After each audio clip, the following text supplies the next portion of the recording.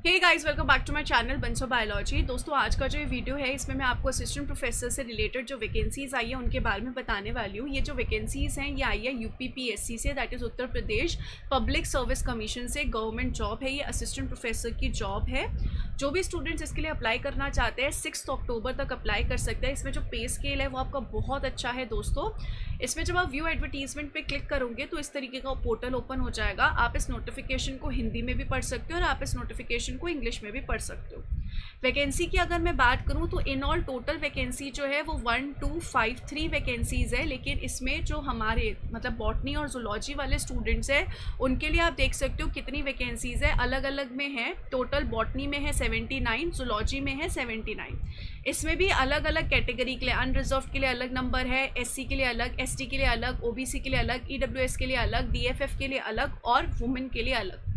तो आप यहाँ पर अलग से देख सकते हो कितनी कितनी वैकेंसीज अवेलेबल हैं हर एक कैटेगरी में। उस हिसाब से आप अपना देख सकते हो कि आपको अप्लाई करना है नहीं करना है, आप उसके ऊपर डिसाइड कर सकते हो। अगर हम यहाँ पर समझने की कोशिश करें दोस्तों, जो पे स्केल रहेगा वो 57,700 से लेकर 1,82,400 तक रहेगा, जो कि बहुत अच्छा खासा पे स्केल है।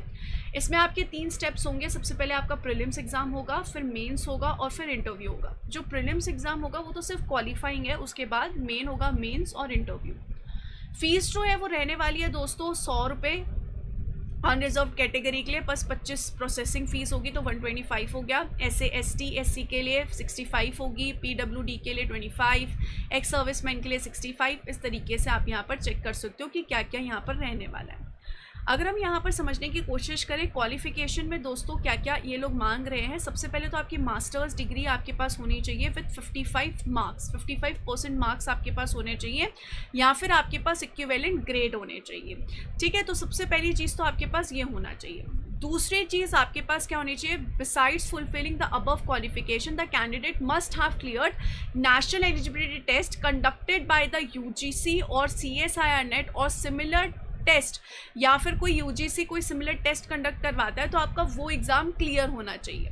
उसके अलावा आपका सेट एग्ज़ाम क्लियर हो सकता है, यूपी सेट एग्ज़ाम क्लियर है तो भी आप अप्लाई कर सकते हो, या फिर उसके अलावा आप PhD डिग्री होल्डर हो तो फिर भी आप अप्लाई कर सकते हो। तो ये सारे कैंडिडेट्स जो हैं अप्लाई कर सकते हैं। तो यहाँ तो आपके पास नेट हो, स्लेट हो, सेट हो। नेट होना ज़रूरी है, जो CSIR नेट है उसमें नेट क्लियर होना ज़रूरी है, या तो नेट हो या फिर आपकी कैटेगरी 1 क्लियर हो या फिर कैटेगरी 2 क्लियर हो। shall also not be required to such master's program in discipline for which net set is not conducted by UGC। कह रहे हैं कि अगर कोई ऐसा सब्जेक्ट है जिसमें UGC या CSIR नेट एग्ज़ाम कंडक्ट ही नहीं करते तो उसमें फिर नेट ऑब्वियसली बात है नहीं होगा, पर हमारे लाइफ साइंस में कंडक्ट किया जाता है। तो आपके पास या तो नेट क्लियर होना चाहिए, या स्लेट क्लियर होना चाहिए, या सेट क्लियर होना चाहिए, तभी आप अप्लाई कर सकते हो। और एल्स अगर आप PhD डिग्री है has been obtained from a foreign university institution with a ranking among top 500, या तो टॉप 500 में आपकी रैंकिंग हो, मतलब यूनिवर्सिटी जो है उसकी रैंकिंग हो पूरी दुनिया में, तब आप अप्लाई कर सकते हो। तो ये 2 मेन चीज़ें हैं। पहली चीज़ तो यही है दोस्तों कि आपके पास नेट हो, स्लेट हो, सेट हो और मिनिमम मास्टर्स में मार्क्स इतने हो, इन दैट केस आप अप्लाई कर सकते हो। बाकी कुछ यहाँ पर इन्होंने PhD से रिलेटेड नॉर्म्स बताए हैं, वो आप यहाँ पर रीड कर सकते हो। अगर हम आगे चलें दोस्तों, अगर हम आगे बातें करें तो एज लिमिट क्या होनी चाहिए। आपकी एज लिमिट 21 साल से ज़्यादा होनी चाहिए, 40 साल से कम होनी चाहिए, जुलाई 1 2025 तक। Relaxation of upper age limit जो है यूपी के जो कुछ रिजर्वेशन वाली कैटेगरी है उन्हें दी गई है। अगर हम एग्जामिनेशन की बात करें तो सबसे पहले तो आपका प्रीलिम्स एग्ज़ाम होगा, अगर आपने वो क्वालिफाई कर दिया तो फिर आपका रिटर्न एग्ज़ाम होने वाला है। उसके बाद फिर आगे बात चलेगी। अगर आप रिटर्न यानी कि मेंस एग्ज़ाम में जाओगे तो उसके लिए आपको यहाँ पर क्या करना पड़ेगा, आपको यहाँ पर फिर से एप्लीकेशन फॉर्म जो है वो भरना पड़ेगा। उसके बाद फिर कुछ फीस है वो आपको पे करनी पड़ेगी। अगर हम आगे चलें तो आपका जो सबसे पहले प्रीलिम्स एग्ज़ाम है वो OMR शीट पे होने वाला है, जिस पे आपको आंसर लिखना है। जैसे अपना CSR वगैरह का एग्ज़ाम होता है सेम उसी तरीके से आपका एग्ज़ाम रहने वाला है। पेपर पैटर्न की अगर हम बात करें तो प्रीलिम्स जो है उसका एक ही पेपर होगा, उसमें 120 क्वेश्चंस होने वाले हैं, जिसमें से जो 30 क्वेश्चन होंगे वो GK के होंगे, 90 क्वेश्चंस जो होंगे वो आपके फॉर एग्जांपल बायोलॉजी के होंगे, जिसमें भी 70 क्वेश्चन तो प्रॉपर बायोलॉजी के होंगे और 20 क्वेश्चन हो सकता है आपकी रिसर्च एप्टीट्यूड टीचिंग वगैरह के ऊपर हों। आपका पूरा पेपर जो होगा वो 150 मार्क्स का होगा और 2 घंटे का पेपर रहने वाला है। उसके बाद अगर आप ये क्लियर कर लेते हो तो आपका मेंस का एग्जाम होगा। वंस अगेन एक पेपर होगा जिसमें 20 क्वेश्चन होंगे, 10 और 10 क्वेश्चन होंगे 80 मार्क्स के और 10 क्वेश्चन होंगे 120 मार्क्स के। ये डिस्क्रिप्टिव पेपर है, यानी कि इसमें आपको आंसर लिखना पड़ेगा जैसे हम हमारे बीएससी और एमएससी में लिखते थे। टोटल यहाँ पर 3 घंटे का ये पेपर होने वाला है। तो इस तरीके से दोस्तों यहाँ पर पेपर रहेगा। सबसे पहले आपके जनरल स्टडीज़ जो है उसका सिलेबस क्या क्या रहने वाला है आप देख सकते हो। General science, current events of national and international, history of India, Indian polity, economy, geography, mental ability, ये सारी चीज़ें पूछी जाएंगी। फिर आएगा आपका सब्जेक्ट, अगर आपने फॉर एग्जाम्पल बॉटनी चूज़ किया है दोस्तों, तो इस कंडीशन में आपको मॉलिकुलर बायोलॉजी पढ़ना पड़ेगा, सेल बायोलॉजी पढ़ना पड़ेगा, मॉलिकुलर बायोलॉजी पढ़ना पड़ेगा, बायोकेमिस्ट्री पढ़ना पड़ेगा, सेल सिग्नलिंग एंड कम्युनिकेशन पढ़ना पड़ेगा जिसमें हम CSIR में सेल सिग्नलिंग वगैरह पढ़ते हैं।